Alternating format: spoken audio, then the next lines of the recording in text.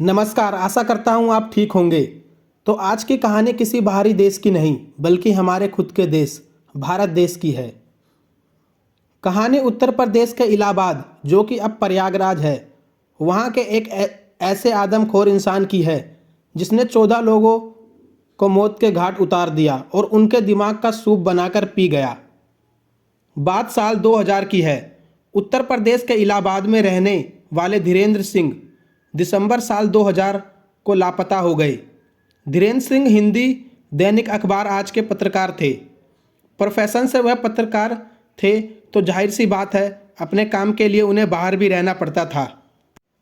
तो पहले धीरेन्द्र सिंह के घर वालों को लगा कि वो अपने काम की वजह से कहीं बाहर रुक गए होंगे, क्योंकि उनका काम ही ऐसा था और वो पहले भी ऐसे बाहर रुका करते थे। इसलिए शुरुआत में धीरेन्द्र सिंह के घर वालों ने उनके काम से घर ना लौटने पर ज़्यादा चिंता नहीं की, पर बाद में घर वालों की चिंता तब बढ़ने लगी जब 2 दिन तक धीरेन्द्र सिंह के परिवार का किसी भी प्रकार से उनसे संपर्क नहीं हो पाया। घर वालों ने सभी रिश्तेदार को फ़ोन कर पूछा कि आपको धीरेन्द्र सिंह के बारे में कुछ पता है, और उसे हर जगह ढूंढा जहां वो हो सकता था, पर कहीं भी उनका कुछ पता नहीं चल रहा था। अंत में घर वालों ने थक हार कर धीरेन्द्र सिंह के लापता होने की 17 दिसंबर को इलाहाबाद के कीड़गिंज थाना में उनकी गुमशुदा की रिपोर्ट लिखवाई। पुलिस ने भी इस मामले को गंभीरता से लिया, क्योंकि मामला एक पत्रकार का था। तो पुलिस ने सबसे पहले उनके मोबाइल की कॉल डिटेल्स निकलवाई और रिपोर्ट में पुलिस को इलाहाबाद के एक लैंडलाइन का नंबर मिला, जिस पर धीरेन्द्र सिंह की 16 दिसंबर को बात हुई थी। वो भी बात रात के करीब 12 बजे के आसपास हुई थी। धीरेन्द्र सिंह से आखिरी कॉल उसी नंबर पर किया गया था। पुलिस को शक हुआ कि आखिरकार यह नंबर किसका है जिस पर धीरेन्द्र सिंह की आखिरी बार बात हुई थी।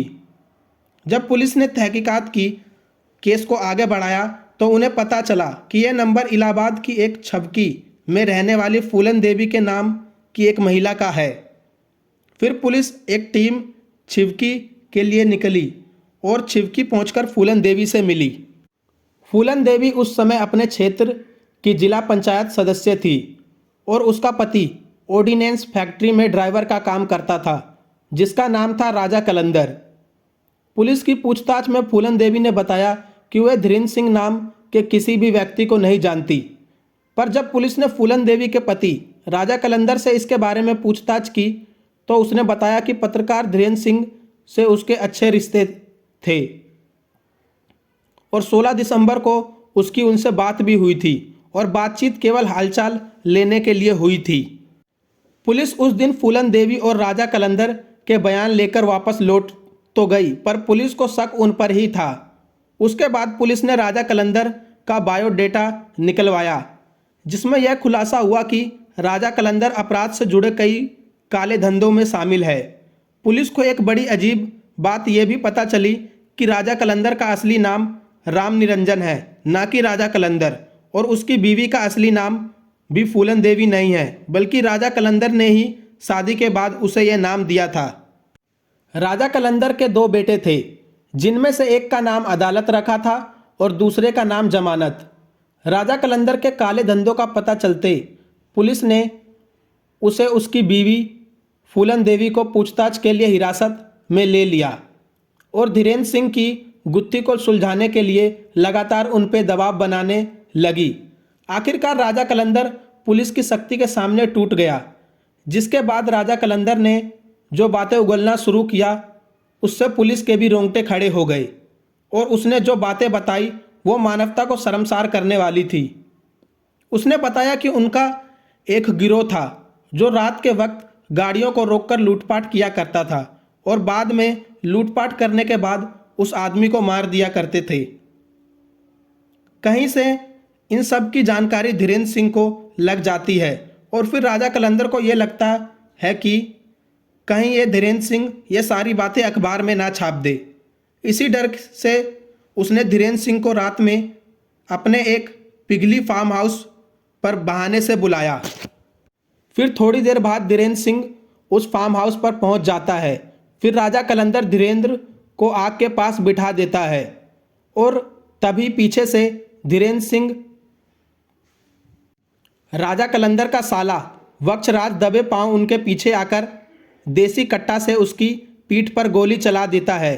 तुरंत ही धीरेन्द्र सिंह की मौत हो जाती है।